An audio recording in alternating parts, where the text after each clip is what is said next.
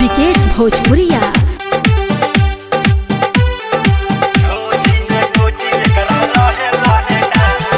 माल माल माल दिया गजब माल झोझी में गोजी एकरा लहे लहे डाल। माल माल माल दिया गजब माल झोझी में गोजी एकरा लहे लहे डाल।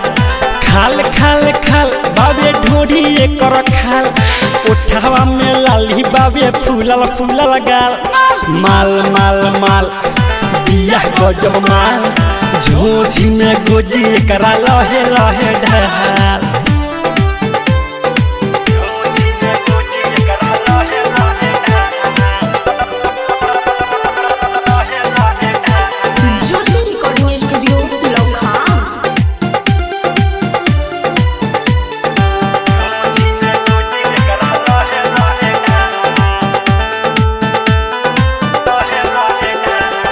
डॉलर डॉलर करे जो बनबावे गेल हाइल नीचे से ऊपर बिया तेलाइल।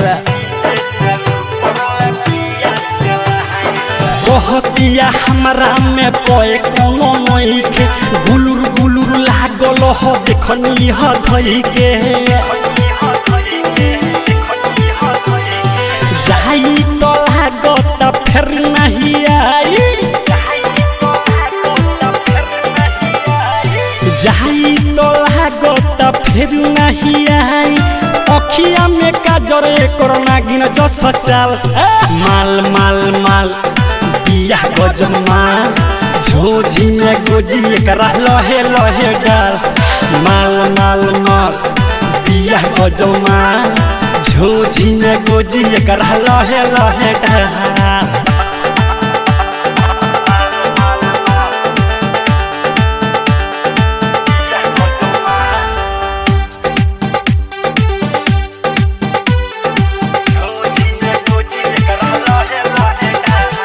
चुअता दिखला पमुहावा से पहानी के चुर से मातल बाए कर जवाहनी।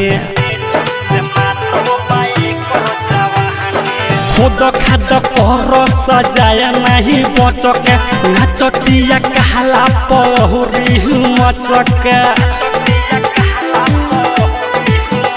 अरे राइटर थारू बिकी राजा मिठू राइटर थारू बिकी राजा मिठू अब नया राता भइल बुढ़ा हाल। माल माल माल दिया गजब माल झोझी में गोजी एकरा लहे लहे ढाल। माल माल माल दिया गजब माल झोझी में गोजी एकरा लहे लहे ढाल।